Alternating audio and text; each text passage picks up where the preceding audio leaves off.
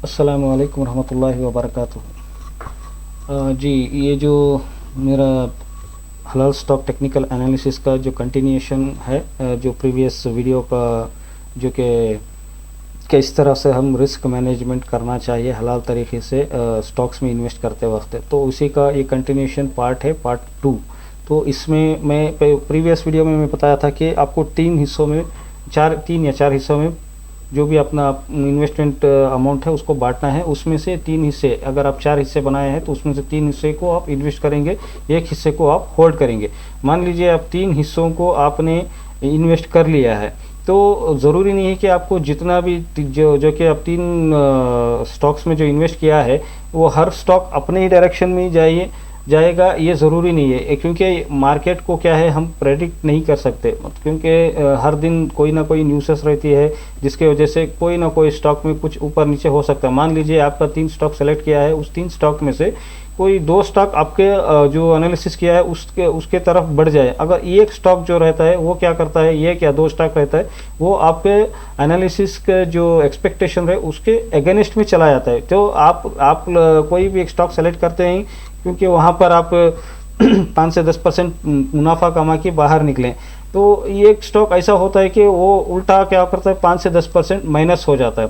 तो देखिए, आपको अगर आप डिलीवरी में कैश में कर रही हैं, कोई भी स्टॉक का फंडामेंटल अच्छा है और वो टेक्निकल एनालिसिस आपका स्ट्रांग है, फंडामेंटल अच्छा है उस स्टॉक का, और उस स्टॉक मतलब जो ग्रोथ करने वाला स्टॉक में से है, तो उसमें आपको घबराने की कोई ज़रूरत नहीं है। अगर मान लीजिए कोई एक बुरी न्यूज़ आ भी गई उस स्टॉक का रिलेटेड, या ग्लोबली कोई भी बुरी न्यूज़ चलती है, तो वो ग्लोबली जब चलती है, अगर पर्टिकुलर स्टॉक में चल रहा है, अगर कोई बुरा न्यूज़ आ गया तो वहाँ पर थोड़ा रिकवरी देर लग सकती है। लेकिन जब ग्लोबली अगर कोई स्टॉक मार्केट क्रैश हो जाएगा या ग्लोबली कोई ऐसी न्यूज़ आ जाएगी जिससे हर कोई स्टॉक पर उसका इफेक्ट नज़र आएगा, तो उस केसेस में हमें घबराना नहीं चाहिए, बल्कि करना क्या चाहिए, मतलब इत्मीनान से प्राइस को वापस होने का इंतज़ार करना है, और इंतज़ार करने के बाद जब प्राइस रिकवरी देना शुरू करेगा तब जाके हमें वापस से उसमें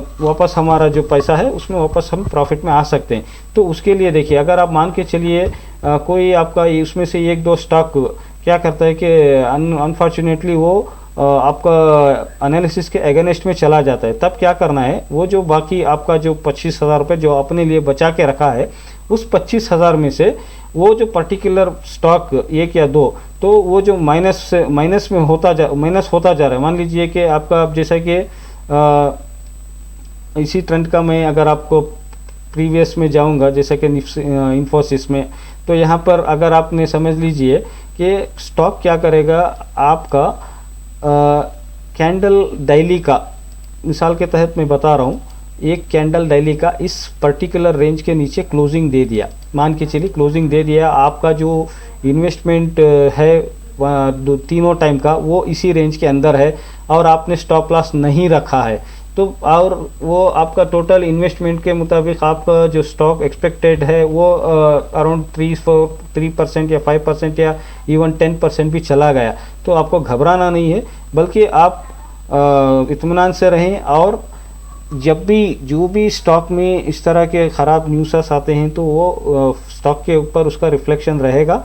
तो आपको करना क्या है, उस जो बचा हुआ 25,000 रुपया जो है ना, वो इसी तरह के पर्टिकुलर स्टॉक्स को एवरेज करने के लिए रखना है। अब वो एवरेज कब करते हैं, एवरेज करना मतलब ये नहीं है कि जैसे ही प्राइस और नीचे आया यहाँ पे ख़रीद लिया, फिर गया, फिर यहाँ पे ख़रीद लिया, फिर गया, फिर ख़रीद लिया, नहीं, इस तरह से आप नहीं कर सकते। आप मान लीजिए कि आपने एवरेज करने का पैसा रखा है, तो प्राइस यहाँ पर आया, यहाँ पे ख़रीद लिया, और दोबारा और नीचे गिरा, आप ख़रीदने के बाद फिर आप यहाँ पे ख़रीद लिया, फिर नीचे गिरा, फिर ख़रीद लिया, ऐसा नहीं होता है। क्योंकि आपको जब तक इस तरह का प्राइस में आपको कहीं भी ख़रीदना नहीं चाहिए, कहीं भी एवरेज करना नहीं चाहिए। एवरेज करना है तो कब करना है, ये इंपॉर्टेंट रहता है। देखिए, कोई भी एक स्टॉक है ना, पर्टिकुलरली जब गिरना है तो उसका कोई लेवल नहीं रहता कि इतना ही गिरना चाहिए या इतना ही चढ़ना चाहिए, ऐसा कोई लेवल नहीं रहता है। तो हमें उसका इंतज़ार करना है कि प्राइस कब रिवर्सल होगा। जैसे कि मान लीजिए प्राइस क्या कर रहा है, जैसे कि मैंने इसको हटा देता हूँ तो आपको इजी से आपको समझ में आ जाए। तो समझ लीजिए आपका प्राइस यहाँ से गिरा है, इस लेवल से प्राइस यहाँ से गिरा है, तो यहाँ से गिरा, फिर रुका, यहाँ पे आपने ख़रीद लिया, ये ऊपर गया, तो एवरेज के हिसाब से आपका प्राइस को आ गया। अगर आप चाहे तो ऑलमोस्ट आपका प्राइस का ख़रीदा हुआ प्राइस के आसपास ही रहता है, 100-200 रुपया इधर पॉजिटिव भी रह सकता है या नेगेटिव भी रह सकता है। अगर आप निकलना चाहते हैं और टोटल पैसे को निकालना चाहते हैं तो निकाल सकते हैं, या नहीं निकाल सकते हैं तो वापस क्या करेगा, प्राइस नीचे आ जाएगा। तो जब नीचे आएगा, यहाँ से जाएगा, इस लेवल को चेक करेगा, फिर नीचे आएगा।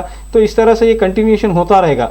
कब तक कंटिन्यूएशन होएगा ये इंपॉर्टेंट है। जब तक अब हम एवरेज करना है तो कहाँ पे करना है, कहीं भी नहीं करना। मतलब जैसे कि अगर आप यहाँ पे कर लिया और प्राइस यहाँ पे जाके आपने यहाँ पे अपना 100-200 रुपया लॉस करके, या फिर 0.5-1% लॉस करके, या 0.5-1% का प्रॉफिट लेके यहाँ पे निकल गया तो ठीक है, कोई बात नहीं।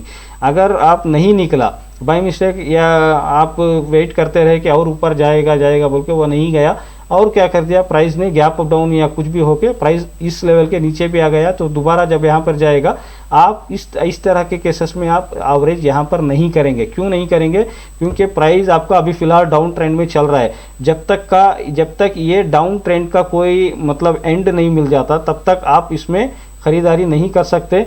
आपको वेट करना पड़ेगा जब तक कि, कब तक, जब तक कि आपका इसका रिवर्सल, यानी इस रिवर्सल का कंफर्मेशन ना हो जाए। तो प्राइस देखिए, कोई भी स्टॉक में प्राइस क्या है, जब 90 डिग्री से नहीं गिरता, जब गिरता है या चढ़ता है तो रन एंड पुल बैक में चलता है। चलने के बाद क्या होता है कि वो कहीं ना कहीं पे एक वहाँ कहीं ना कहीं पर वो जाके रुक जाएगा। चाहे तो रुकने का मकसद क्या है कि वहाँ पर क्या होता है, कंसोलिडेशन होता है। तो वो कंसोलिडेशन जोन के बाद फर्दर क्या होता है कि प्राइस आप समझ लीजिए कि यहाँ पर आने के बाद यहाँ पर रुक गया, कुछ हफ्ते, कुछ महीने के लिए यहाँ पर क्या कर दिया, प्राइस ने रुक दिया। रुकने के बाद अगर प्राइस को इस रेंज, ये जो ट्रेंड फॉलो किया है यहाँ से गिरते हुए, अगर गिरना है और नीचे, तो इसका क्या करेगा, ये दोबारा से इस रेंज का ब्रेकआउट नीचे की तरफ करेगा, और जब वापस नीचे और जाना है तो ये क्या करेगा, यहाँ से वापस इसको रिजेक्शन लेके फिर जाके गिरेगा। तो इस तरह से ये कंटिन्यूएशन, तो इसको हम बोलते हैं कंटिन्यूएशन ट्रेंड। और अगर मान लीजिए ये ब्रेकआउट यहाँ से नहीं हुआ तो ये क्या किया, कंसोलिडेशन होने के बाद तो प्राइस ने क्या करता, प्राइस क्या किया, इस रेंज का ब्रेकआउट दिया। कभी कभार हो सकता है ये फेक ब्रेकआउट भी हो सकता है। तो अब चाहे अब वो ब्रेकआउट फर्स्ट टाइम जो ब्रेकआउट होता है वो ऊपर की तरफ हो या नीचे की तरफ हो, तो वो फेक ब्रेकआउट हो सकता है। हमें कंफर्मेशन चाहिए। कंफर्मेशन कब मिलेगा, जब प्राइस दोबारा इस लेवल को नीचे की तरफ से तोड़ा है तो इस लेवल को, अगर ऊपर की तरफ से तोड़ा है तो इस लेवल को टेस्ट करने आएगा, तभी हमें को कंफर्मेशन मिलेगा। अगर फेक ब्रेकआउट है तो मान लीजिए कि अगर ये नीचे भी तोड़ा तो दोबारा से क्या करेगा, एक अच्छी सी बुलिश कैंडल बनेगी और वापस ट्रेंड चेंज होके ये क्या करेगा, दोबारा इस लेवल को टेस्ट करके ऊपर चला जाएगा। अगर ऐसा नहीं तो अगर मान लीजिए कि ऊपर की तरफ ट्रेड ने क्या किया, ऊपर की तरफ ब्रेकआउट दिया, और अगर ये फेक ब्रेकआउट है तो क्या करता है, दोबारा से इस रेंज को अंदर आएगा, और ये जो कैंडल ब्रेकआउट की कैंडल रहती है, इस कैंडल के लो के नीचे प्राइस क्रॉस करके अगर आप क्रॉस कर दिया तो मान लीजिए ये ट्रेंड कंटिन्यूएशन हो रहा है, बल्कि ये जो डाउन ट्रेंड है ये डाउन ट्रेंड नीचे की तरफ जाने वाला है। तो इसी तरह से बॉटम में भी होता है। इसको ब्रेकआउट किया, ब्रेकआउट करने के बाद जब भी ये मतलब नीचे की तरफ क्लोजिंग दिया, और क्लोजिंग देने का नेक्स्ट डे का कैंडल क्या होता है, या नेक्स्ट डे या जो भी आप टाइम फ्रेम में देख रहे हैं, नेक्स्ट डे या 2 आवर जो टाइम फ्रेम अप्लीकेबल आप जो देख रहे हैं उसी टाइम फ्रेम के मुताबिक मैं बात कर रहा हूँ। तो उसके हिसाब से जो ब्रेकआउट कैंडल है उसका जो नीचे की तरफ क्लोजिंग किया है, अगर ट्रेंड कंटिन्यूएशन करना है तो क्या करेगा, नेक्स्ट दिन जब भी ये ट्रेंड इस लेवल को टेस्ट करने आएगा, अगर प्राइस आपका दोबारा से इसी रेंज के अंदर घुस गया तो समझ लीजिए कि ये फेक ब्रेकआउट है, और फिर से ट्रेंड करने लग जाएगा इसी रेंज में कुछ दिन के लिए या कुछ हफ्ते के लिए। तो उसके बाद जब ये ब्रेकआउट करेगा, ब्रेकआउट करके ये क्या करेगा, यहाँ पे सपोर्ट दोबारा से रिटेस्ट करके वापस यहाँ से प्राइस क्या करेगा, ऊपर की तरफ जाएगा। तो इस तरह से जब भी अब ये जो 25,000 रुपये जो अपने तरफ आप होल्ड करके रहते हैं, इस तरह के जितना भी आपका अगर आप मान लीजिए कि आपका कोई भी एक स्टॉक 4%, 5% या 10% भी ऐसा यहाँ करते करते यहाँ तक आ गया, तो आपको घबराना नहीं चाहिए, बल्कि करना ये चाहिए कि जब भी वो कोई भी एक कंसोलिडेशन जोन बनाता है, उस जोन का वेट करना है। उस जोन का वेट करने के बाद जब भी प्राइस क्या करेगा, ऊपर की तरफ ब्रेकआउट करेगा, ब्रेकआउट करके और कंफर्मेशन जब वो रिटेस्ट आएगा, रिटेस्ट और ज़रूरी देखिए ये इम्पोर्टेंट यहाँ पर बहुत ही केयरफुली हमारे को देखना पड़ेगा कि क्या हो रहा है यहाँ पे। अगर वो फ्रेक ब्रेकआउट हो तो वापस इसी रेंज के अंदर आके नीचे चला जाएगा, तो हमारे को क्या करना है, ये जो पर्टिकुलर रेंज है इसी रेंज के अंदर प्राइस रहना है। इस लो को कभी भी किसी भी सूरत में तोड़ना नहीं चाहिए। तो अगर इसी रेंज में अगर प्राइस दोबारा से कंसोलिडेट करने लगेगा तो मस्ट एंड श्योर आप श्योर रखिए कि यह प्राइस ऊपर जाने वाला है। तो जब ये दूसरी बार एक ब्रेकआउट पर जब ये गया, ये ब्रेकआउट करके जब ऊपर गया तो दोबारा जब इसी रेंज में आया, तो आने के बाद आपको करना क्या है, जब ये दोबारा ये ऊपर प्राइस उठेगा रिटेस्ट करने के बाद, तब जाके जब आप यहाँ पर पॉजिटिव प्राइस एक्शन देखा इस लेवल में, जब ये ब्रेकआउट करके रिटेस्ट करके अगर पॉजिटिव प्राइस एक्शन यहाँ पे दिखा, तब जाके आपको उस 25,000 में से मान लीजिए 5,000 रुपये दोबारा से यहाँ पे इन्वेस्ट करना है। और फिर क्या करना है आपको, इसी लेवल से जब ये दोबारा इस लेवल को टेस्ट करने आएगा तो ये दोबारा से यहाँ पे 25,000 में से अनदर 5,000 या 6,000 लगाना है। फिर जाके आप ऊपर जाएगा तो फिर से आपको यहाँ पर इस तरह से 3-4 बार करके एवरेज करना है। तब क्या होता है कि आपका यहाँ पर जो खरीदा हुआ प्राइस है वो एवरेज करते करते करते आपका ऑलमोस्ट इसी लेवल में कहीं ना कहीं एक प्राइस पे और आपका एवरेज लेवल आ जाएगा। और जब प्राइस दोबारा इस रेंज पर जाएगा यहाँ तक, या इस रेंज को तोड़ के भी ऊपर जाएगा, तो आपको अच्छा खासा मुनाफा मिल सकता है। तो ये एक टेक्निक है, ये एक सीक्रेट है जो कोई भी आपको यूट्यूब पे चैनल पर आपको बताता नहीं है, जो कि मैं बता रहा हूँ। तो आप इस टेक्निक को आप अप्लाई करके आप 1 से 2 बार 2 से 4 बार अप्लाई कीजिए। जब आपको ये टेक्निक आपको यूज़फुल लगी तो ही इसको आप यूज़ कीजिए। अगर नहीं लगती है तो आप अपने मर्ज़ी से जो भी आपको सही लगता है वो आप कर सकते हैं। तो मेरा इसमें कोई आपको ये मेरा बस समझाने का तरीका था। और आपको इसमें सही लगे तो आप अप्लाई कीजिए। अप्लाई करके अगर आपको उसमें सक्सेस मिल रहा है तो आप इसको यूज़ कर सकते हैं। ठीक है, तो ये एज एजुकेशनल एजुकेशनल पर्पज़ है। मेरा इसमें कोई भी आपको रिकमेंडेशन नहीं है कि आपको पर्टिकुलर कोई भी स्टॉक में ख़रीदे या बेचे, ऐसा मेरा कोई इंडिविजुअली या पर्टिकुलरली कोई भी रिकमेंडेशन नहीं है। आप जो कुछ भी ख़रीदते हैं बेचते हैं, ये सब आपका अपना खुद का जो भी एनालिसिस है उसके ऊपर बेस करके होता है।